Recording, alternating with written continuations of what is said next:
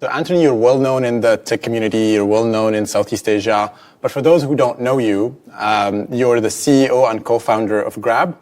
Grab is essentially the combination of an Uber plus a DoorDash plus a PayPal all on the same platform.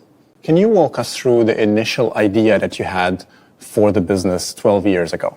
Historically, you would say, at least in the Asian, which I grew up with, methodology was really, hey, let's build a business, get rich.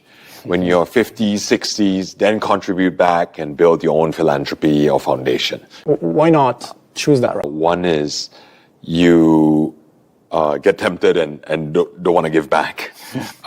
Two is you actually cause negative externalities, right?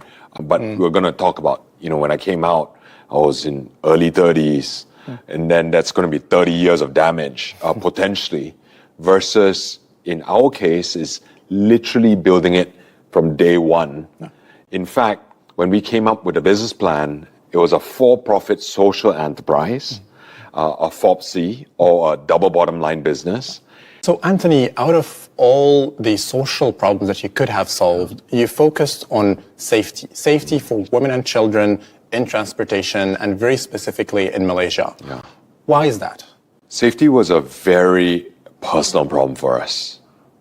Second is we wanted to go for a problem that was, even yourself, if you lived in the States, you just crossed over Mexico City, 12 years ago. And the third, what we felt was when you could solve the safety problem, you actually unlock a lot of possibilities. So they then became susceptible to crime because they had a lot of cash because they were now earning a lot of money. And they basically became a mobile ATM machine. And it was literally in the driver wallet, and it had ways of managing their safety. So we said, take cash out of the system by creating GrabPay. They needed financing to expand their businesses. And so even if they can afford to save money for 10 days, they would accrue interest for those 10 days. You're now present in 8 different countries. For those who don't know Southeast Asia, it's a very diverse place. So first of all, again, focus on what was a problem that could be solved. Third was when we built this business as a double bottom line business model, we knew that we needed scale and velocity by design. One, when you have scale, it allows for a lot of supply because customers don't want to wait 2 hours for a car. And batching is very important because one, as a double bottom line business, you can drive to lower costs in a lower margin business to serve the bottom of the pyramid sustainably. The design choice we chose was to go with taxi drivers and then go even lower than that to go to tuk-tuks, to go to 2 wheels, right? To go to, in Philippines, they call habal-habal, right? Really low cost ways of mobility versus if you look at what our other peers did in more developed countries, they took black cars as their first wave of attack. Because the beginnings was always about how might we serve the bottom of the pyramid.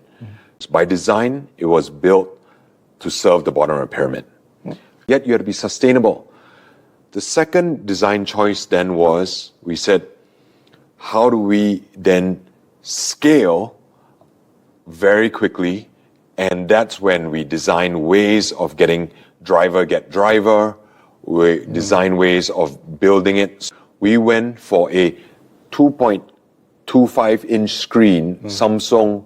And that time, Samsung was the earliest in Android. And we bet on Android because it was the lowest cost smartphone at that point in time. Again, because we chose mobility as our first design choice, we knew it was regulated in the region. And because we chose taxis as our first vehicle type or mobility type, we knew that was regulated. So we knew we had to work with the regulators. And we said, let's co-create this new vision of mobility together with governments. Instead, I may have moved slower in the beginning But in the long run, we actually outpaced, and as you know, we actually fought Uber head on for many years, and we won.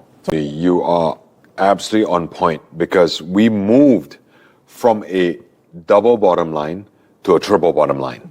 It was because when we saw that climate conditions actually impact economic conditions of the business. When there's a flood in Manila or in Jakarta, our drivers can't move. And when they can't move, there's no business. And if there's no throughput and we are not delivering food or not getting customers from A to B, there's no business. Drivers don't earn their income. I think number one, we first set a goal. So by 2040, we're committed to net carbon neutral.